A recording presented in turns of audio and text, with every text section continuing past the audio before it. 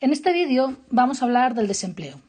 El desempleo de una región, un país o una zona es el número de personas de esa zona que quieren trabajar pero que no encuentran trabajo. Es decir, están buscando trabajo de forma activa y lo que pasa es que no lo encuentran. Bien, ¿qué efectos negativos tiene el desempleo? Bueno, pues muchas familias necesitan el trabajo para subsistir. Si no tienen trabajo, van a depender de ayudas sociales y de prestaciones sociales, lo que puede afectar a la autoestima y a la estabilidad social y afectiva, además de incrementar la desigualdad y la pobreza.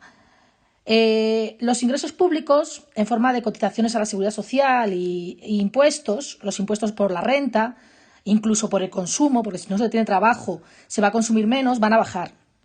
Y el gasto público, en forma de prestaciones y ayudas sociales, va a aumentar, porque va a haber mucha gente que necesita vivir de ayudas sociales, con lo cual eso va a generar que se va a necesitar más gasto público y se van a tener menos ingresos, lo que puede generar un déficit. Además, no se aprovecha todo el factor humano de la región o la fuerza laboral de un país. Cuando un país ha invertido en educación y ha invertido en formación, pero no puede generar trabajo para esas personas van a tener que irse del país, con lo cual esa inversión en capital humano se está perdiendo. Y además, muchas veces tenemos obreros sobrecualificados, pero no hay industrias que se adaptan a ellos, con lo cual realmente no se está aprovechando todo el potencial o toda la fuerza laboral que tiene un país. Si hablamos de los tipos de desempleo, podemos distinguir entre 4 tipos.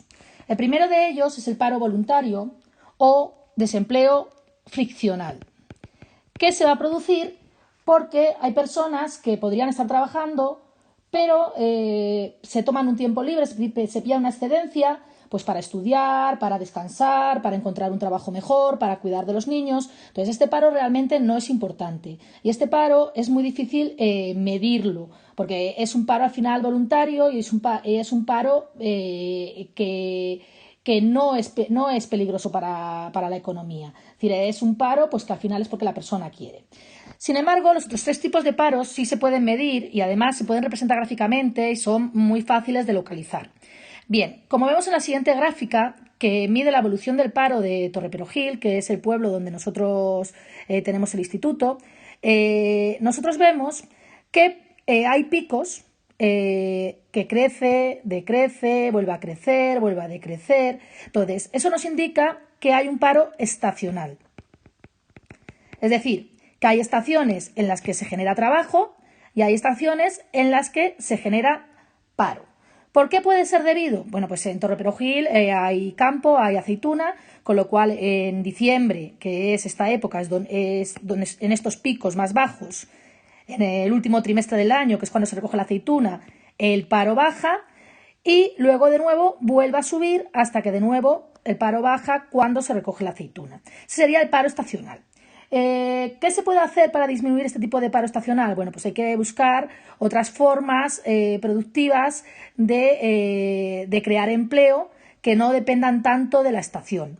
El siguiente tipo de paro que vamos a ver es el tipo de paro cíclico o coyuntural, que tiene que ver con los ciclos económicos. Es decir, que cuando la economía está en expansión y está creciendo, el paro disminuye. Sin embargo, cuando la economía está en recesión y las empresas, pues hay empresas que tienen que cerrar y la economía se está contrayendo, pues se genera paro.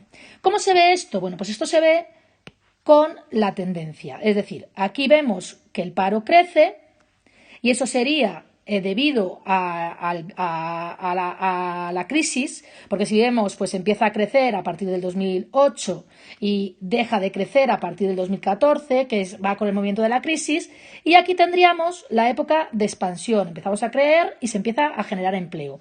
Aquí se está destruyendo empleo, con lo cual aumenta el desempleo, y aquí se está generando empleo. Y por último, tenemos el paro más preocupante de todos, que es el paro estructural, que tiene que ver con la estructura económica de la zona, de la región o del país. El paro estructural es muy difícil de eliminar porque son desajustes en el mercado de trabajo. Es decir, por ejemplo, puede haber desajustes entre las cualificaciones de los trabajadores y lo que las empresas demandan. ¿Dónde se vería este paro? Bueno, pues este paro es el que es difícil de eliminar y se vería hacia dónde tiende el paro mínimo. Es decir, si nosotros nos fijamos en Torre Perojil, el desempleo en los periodos analizados parte de aproximadamente un 15%. Y cuando nosotros hemos ido bajando de empleo, es difícil bajar de esa cifra, con lo cual el paro estructural se situaría aproximadamente en el 15%.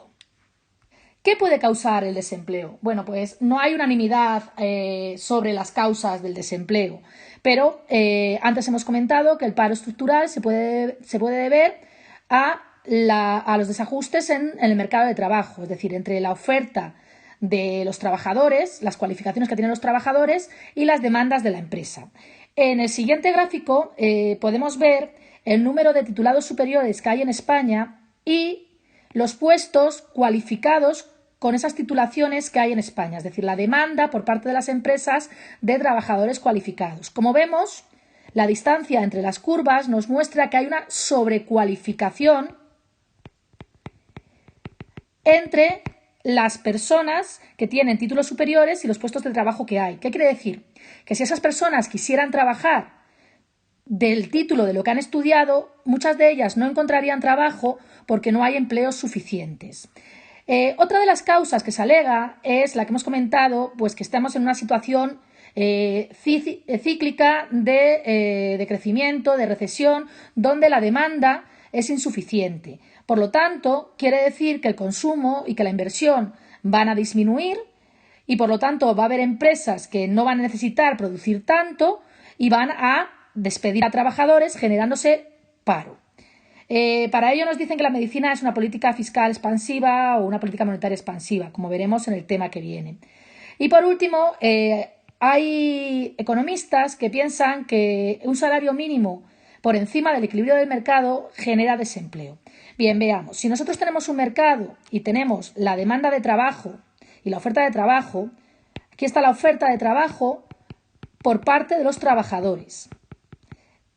Y tenemos la demanda de trabajo por parte de las empresas, nosotros tenemos que este sería el precio de equilibrio y la cantidad de trabajo de equilibrio que se intercambiarían. Precio de equilibrio o el salario de equilibrio. Si el Estado fija un salario mínimo por encima del precio de equilibrio, lo que se generaría es un exceso de oferta. Y eso es, si la oferta de trabajo supera la demanda de trabajo, se generaría paro.